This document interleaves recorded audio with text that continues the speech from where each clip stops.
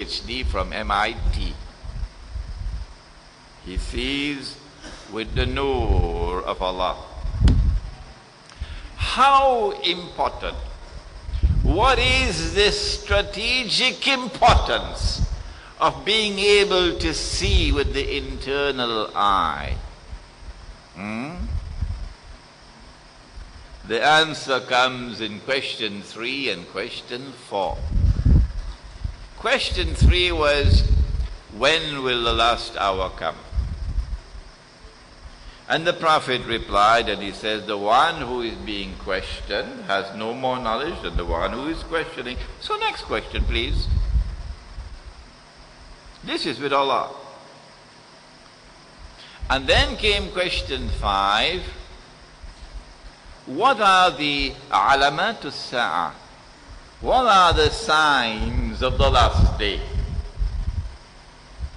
What are the signs of the last day? And the Prophet sallallahu ta'ala alayhi wasallam replied, and he said that a slave woman would give birth to her mistress. A slave woman would give birth to her mistress. And that the naked, barefooted shepherds would be competing with each other in the construction of tall buildings, high-rise buildings. Yeah?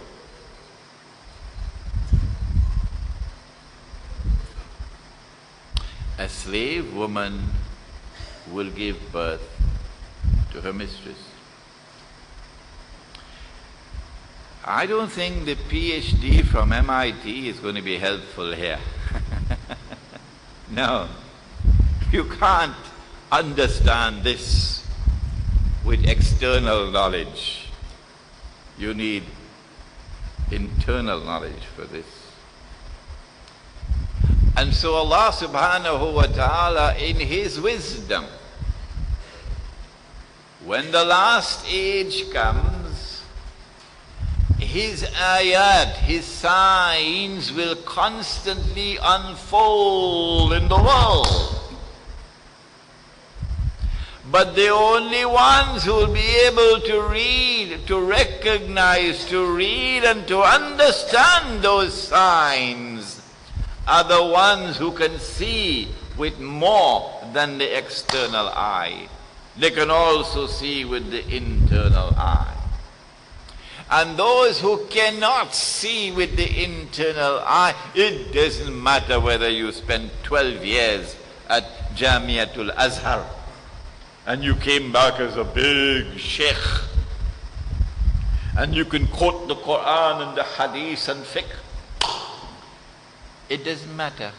You're just like cattle. Your status is that of cattle, because the signs of Allah would be unfolding in the world. You cannot see them. You cannot recognize them. You cannot interpret them. You cannot understand them. Sometimes Allah subhanahu wa ta'ala sends information, either directly in the form of a dream or a vision, or through a prophet He will send the information. This is hadith. Hadith. A hadith. But this is not a hadith of human beings. This is sacred terminology. And sometimes when He sends this sacred terminology, He sends it in a form that is symbolic. It has to be interpreted. And He tells us so. Now we come to the heart of tonight's lecture. Nabi Yusuf alayhi salam has a dream. Inni ra'aytu أحد عشر كوكبا والشمس والقمر رأيتهم لي ساجدين. He goes to his father. I've seen the sun and the moon and 11 stars bowing down before me. Immediately after this, Allah subhanahu wa ta'ala then tells us something very important. وَكَذَلِكَ يَجْتَبِيكَ رَبُّكَ وَيُعَلِّمُكَ مِن تَأْوِيلِ الْأَحَادِيثِ. Allah chose you, Yusuf alayhi salam, and Allah taught you ta'wilul ahadith, the interpretation of religious symbolism. This is ta'wilul ahadith. It is not a subject that you can study at university. No. It is not a subject that you can read from the books and learn. No. This is a branch of knowledge that Allah communicates directly to His servants. Directly. وَيُعَلِّمُكَ مِن تَأْوِيلِ الْأَحَادِيثِ. He blessed you with the capacity to interpret religious symbolism. And this is of supreme importance in the last age, because in the last age there will be signs from Allah which come in the form of religious symbolism. A slave woman giving birth to her mistress. In the last age there would be someone who is called Al-Masih Ad-Dajjal. He sees with one eye, the left eye. He's blind in the right eye. It looks like a bulging grip.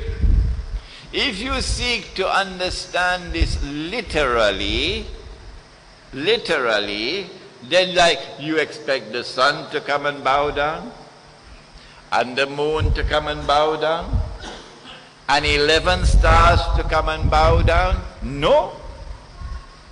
The sun symbolizes the father. The moon symbolizes the mother. And 11 stars symbolize 11 brothers. Similarly, when Ibrahim alayhi salam had a dream, a vision, he went to his son. Ya bunayya, O my son, inni ara fil manami anni azbahuk. I have been ordered in a dream to sacrifice you. Fanzur madha tara. Now son, how do you respond? Ya abati fa'al ma tu'mar.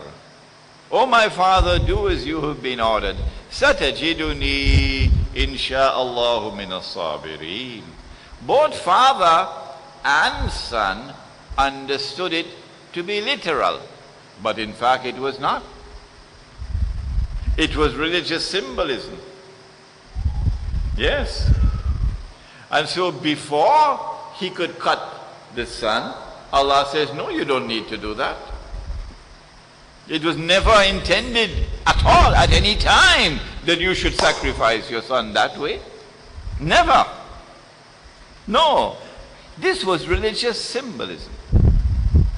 And by accepting that your son can be sacrificed, you've already fulfilled the vision. What did it stand for? It is the sacrifice is taking place today. The sacrifice is taking place today. The war on the Arabs is intensifying. The Prophet said, Waylul lil Arab, woe unto the Arabs. This is it. This is it.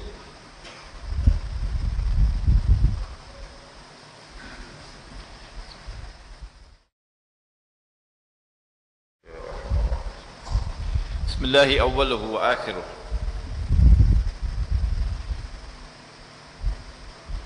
Allah subhanahu wa ta'ala communicates with us through religious symbolism.